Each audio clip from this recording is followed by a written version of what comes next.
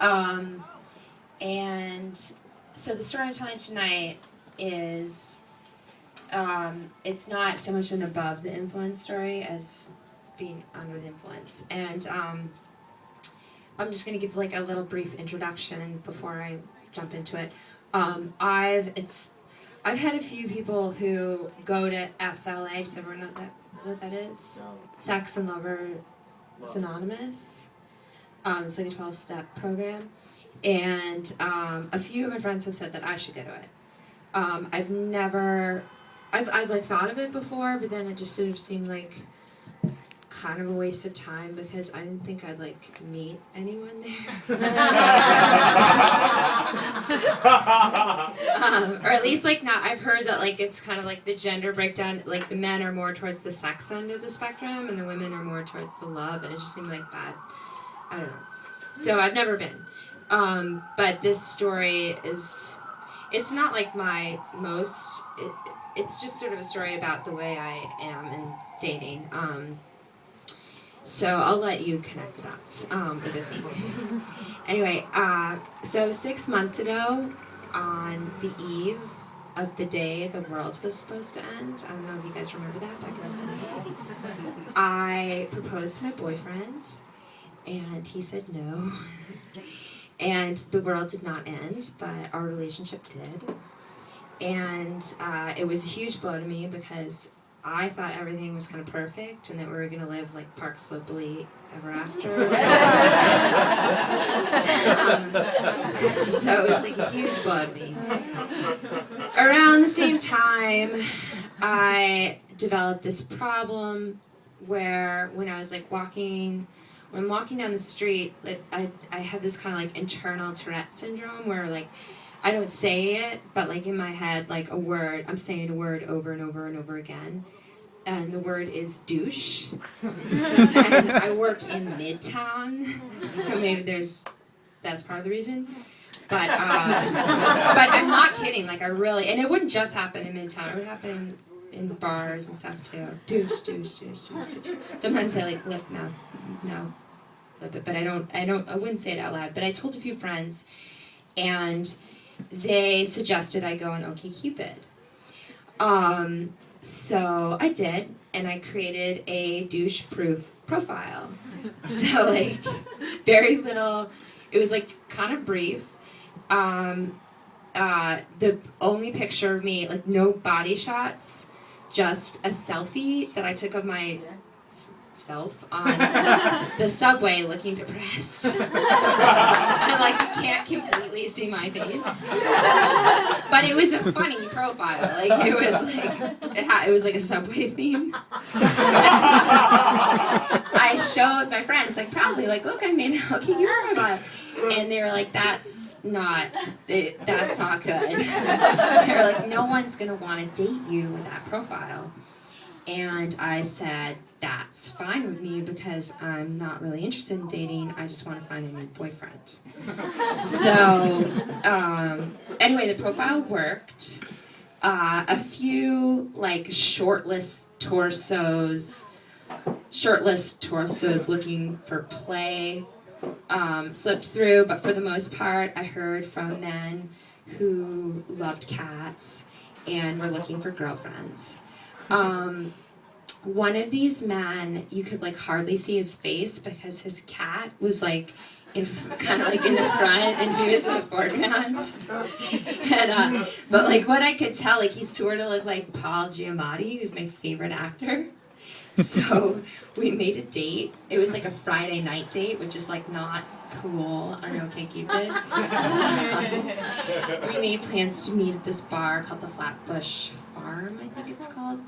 Anyway, I'm walking there, and as I'm headed there, I start to get this like panicky feeling that often strikes on the way to job interviews, where I just don't like what I'm wearing, in spite of the fact that I spent like an hour picking out my outfit.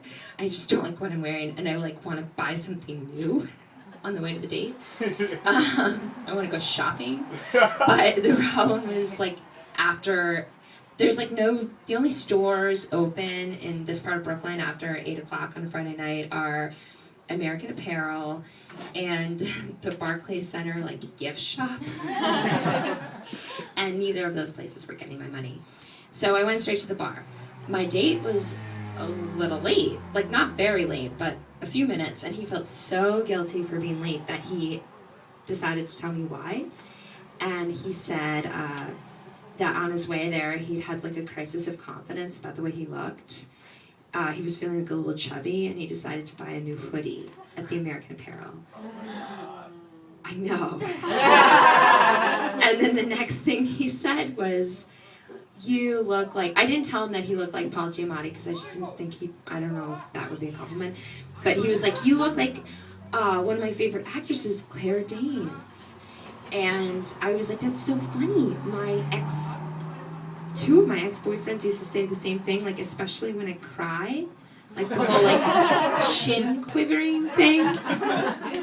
As soon as he said that, like the combination of these things, like I just immediately felt so comfortable with him, and we just had the best time. It got to the point, like 3 drinks into our date, we were like at the point of the date where we're recapping the date and like talking about first impressions.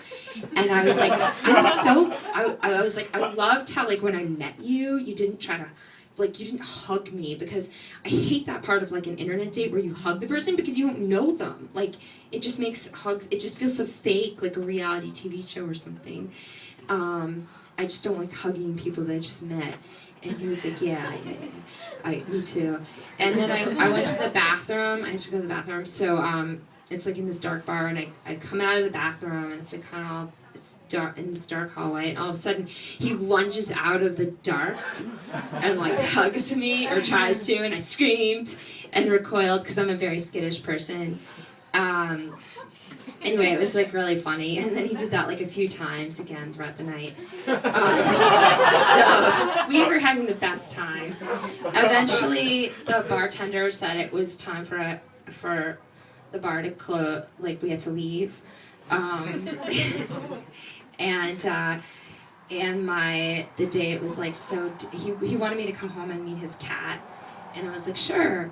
So we decided to take a cab, and while we're waiting on the corner for a cab, he does like the lunge thing again, but this time instead of trying to hug me, he tries to kiss me, and he succeeds. So we get in the cab, and on the way to his apartment, he says, you know, you're the most beautiful girl that I ever kissed. And as he said this, I looked at him and I realized like he was in conventional terms, like the least attractive guy I'd ever kissed. But like I loved kissing him, and I felt like that was a testament to how much I liked him. I didn't tell him that because anyway, so we get to his apartment, and I meet his cat Delia, and she's like a really great cat. And I agree to spend the night, but I tell him beforehand, like, I'm not gonna have sex with you. And he was like, that's fine, I just want to hold you. So we get in this bed, and in his bed, there's like this thing under my back, and I pull it out, and it's like this little like teddy, it's not a teddy bear, it's like a teddy puppy dog, stuffed animal. It looks really old, and I was like, what's this? And he was like, that's Joey Pumpkin. I was like, but you're 36 years old. And he was like, yeah, and Joey Pumpkin and I have been together for 35 years. And I'm a really loyal guy. So my last memory of the night is like falling asleep. He's giving me a back rub, and he says, we should get married. And I was like, I knew he was like kind of kidding, but I was like, yeah, because like I knew it was a joke, but I sort of agreed. So in the morning, like I wake up like 4 hours later, and I wake up like we're spooning, and his first words are, you know, we got married, you'd never have to worry about me cheating on you, because I'd never find anyone that I liked more than you, that was better than you. And I was like, that's really sweet. And then he started like kind of like just giving me compliments, like a whole list. And the first were like kind of like generic classic compliments that guys give girls. And then at one point he said like, and I love your voice. And I was like, my voice? I was like, I have a, like no one's ever said that to me before. Like I don't have a, you know, I don't have horrible voice, but I don't have an especially like elegant or feminine or cool voice. And he was like, I actually said that part out loud, and he was like, yeah, but it's just so you, and I love you. And he had this look on his face. The look on his face was like when a guy, like when you're fooling around and like a guy like accidentally like penetrates you without a condom, like by accident. He's like, so like waiting for me to react. And I was sort of waiting for me to react too. I was like, how do I feel about this? It was sort of like, you know, when you're playing pool and like you really want to win, and all of a sudden your opponent like shoots the 8-ball in like 4 moves into the game, and you're like, yay, I won! And then you're like, it sort of feels anticlimactic, and you realize like you just wanted to play a game of pool, and you kind of want to like reach and be like, let's just pretend that didn't happen, take the ball back out, and just keep playing.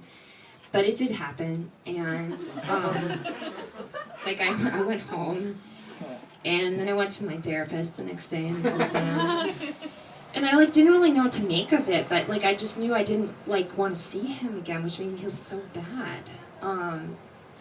And then this is the weirdest part of the story. I was leaving my therapist's office, and I had to be somewhere in Midtown, and I was late, but I was really hungry, so I stopped at a hot dog stand before going where I was supposed to go, and I'm in that douchey part of Midtown, and I suddenly like look up in the corner, and there he is, and he's not wearing a hoodie. He's dressed for work in like a suit, and he looked just like another douche.